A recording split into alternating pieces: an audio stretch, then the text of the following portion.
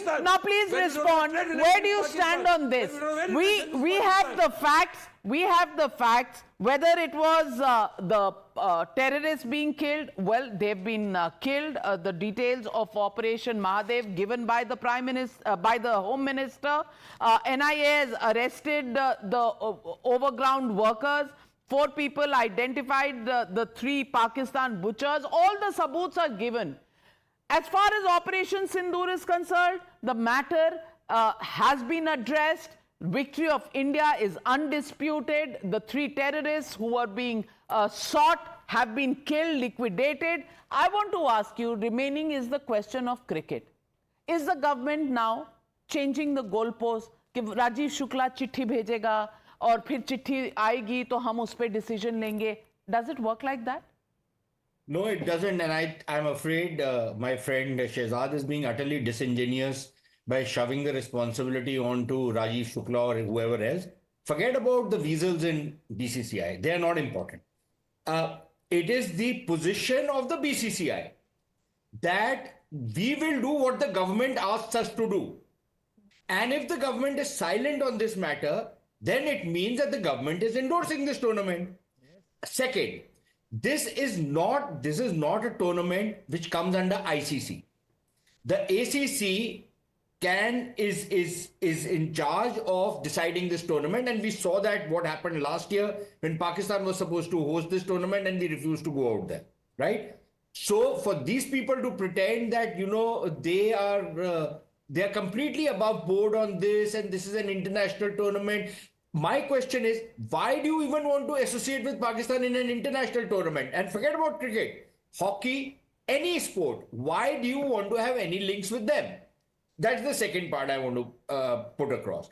The third part I want to put across is that the way the BCCI seems to have surrendered. Now, whether it was Rajiv Shukla, whether it was whoever else is in charge of BCCI, I don't even know. The question is that the way it is being presented across the border is that the Indians have gone on their knees. They have surrendered completely to the PCB, to Mohsin Naqvi, who is a crony of Asim Munir. And this is yet another great victory of Pakistan over India.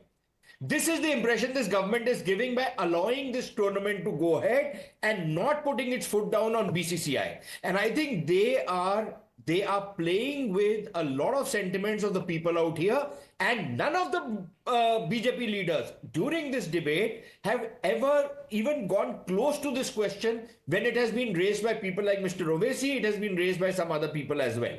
They have simply glossed over this entire issue. But Navika, this is as far as cricket is concerned. On the rest of the debate, again, I think this debate, there was no great new revelations which came out, none that I came across that we did not already know.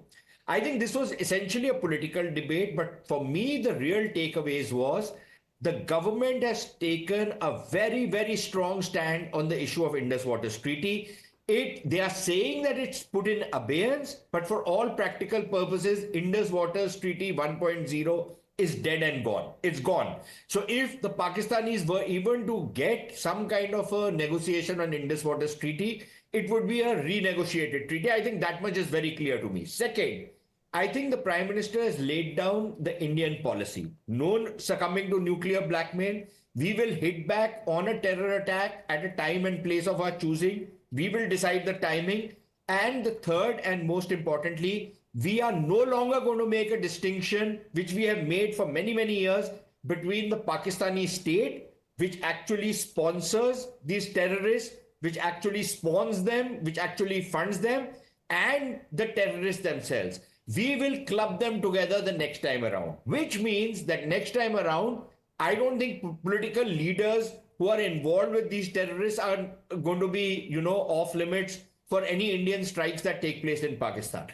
Again, but Sushant, Rahul Gandhi says that this doctrine actually gives the entire power to the terrorists, because next time there's a terror attack, we will need to go to war. Is that giving power to the terrorists? Navika, unfortunately, this is again an argument which the Pakistanis always forward. They would often forward this argument And which is why I think it's a shame that the Congress party, the grand old party, the party of natural governance at one point of time, the party which started defining Indian nationalism, has started plumbing the kind of depths they are plumbing right now. This is the talking point of Pakistan, that please talk to us, because our position was we will not talk to you until you stop terrorism. Their point was that, listen, that means you're holding talks hostage to terrorism. So whenever we would talk to them, terrorism would take place. That means we are left with nothing to do. We continue to talk to them, we continue to trade with them, we continue to absolutely we can't go the same route, and that is a decision that you'll have to walk the tightrope on. Let me get in Anand Dubey ji, and then you can respond to him. Navika, just one line.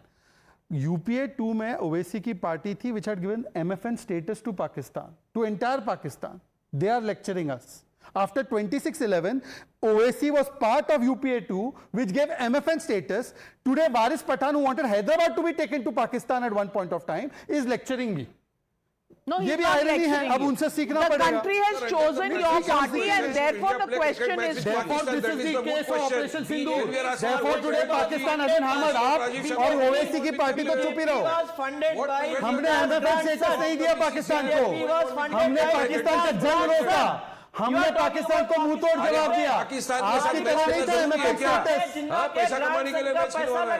Pakistan से match खेलो, trade खत्म कर दो, पानी बंद कर दो, सब रिश्ते खत्म कर दो, मगर मैच खेलो किसने सिखाया? Well, ओवैसी ने क्यों सपोर्ट किया था? ओवैसी ने क्यों सपोर्ट किया था UPA 2 को?